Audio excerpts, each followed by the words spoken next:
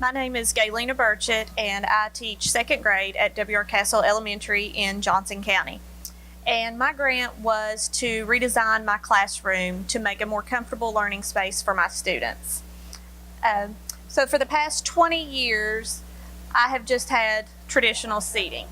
And last school year, my students were constantly asking, can we sit in the floor? Can we sit in the hallway? They were just wanting to move out of their desks. And so I thought, I've thought about it for a couple of years, and I thought I'm going to try it and see how it goes. So fortunately, this year I've had a smaller size classroom. I've had 16 to 17 students all year. So it was a good learning year for us to try and experiment with different seating. So this summer, that's when I started trying to look around, and I was just yard sales, Facebook sales, and found old tables and chairs and just started painting them at home and trying to soften the colors. I'd always went with the primary colors all the years before and just change the whole color scheme of the classroom. And that was just some more tables that I had found. Most were free, some were just as cheap as $10. But at the beginning of the year, you can see I still had the traditional seating. The expense that went along with it, I could not afford myself to purchase new chairs. So that's when I went ahead and wrote the grant, and that's what I was able to find. And here's a few more of the yard sale items that I'd purchased throughout the year. And with the grant money, I just went to the Amazon business website and purchased the Core Kids, the wobble chairs, the little stools, and I also have some metal stacking stools that we use around our reading table. They just kind of slide right back under the reading table and get out of the way really easily. And some students like to sit in a little lap desk that sits on the floor, and it works perfectly with our 21st century, the one-to-one computers that we have that we also receive through KVEC. And so that fits, the Chromebook fits right on top of that perfectly for them. And then I also have inflated stability wobble cushions in a couple of the chairs for students and some of the balance ball chairs.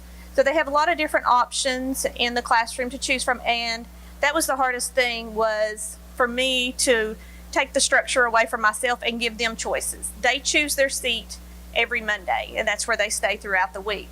But they know they have to earn that spot, or else they will be moved if they can't, get along or stay quiet where they're sitting at. And so you can see in the picture here also, in the upper left corner there, I have the bus seats. And that was just from our transportation director, and he had some old buses, and he let us refurbish. They were in pretty rough shape, so it took a little TLC to get those back. But I had someone help me make them more stable to where they wouldn't flip back with the kids, and that's probably one of their favorite choices, is just the good old bus seats. And you can see here in the picture at the bottom, the stability cushions, and then right behind that are the ball chairs. That's another thing I have learned. They like to see what happens if they poke them with a pencil. So we've had to kind of watch that.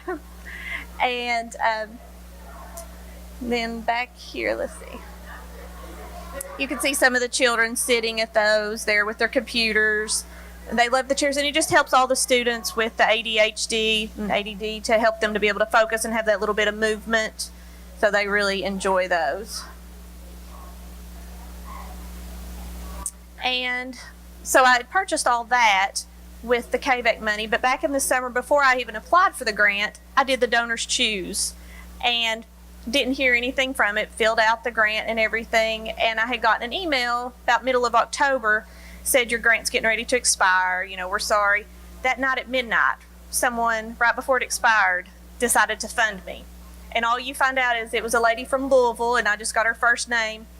But the problem was I had almost written that grant for all the same items that I received through the KVEC. So I was like, here, I'm going to have double of everything.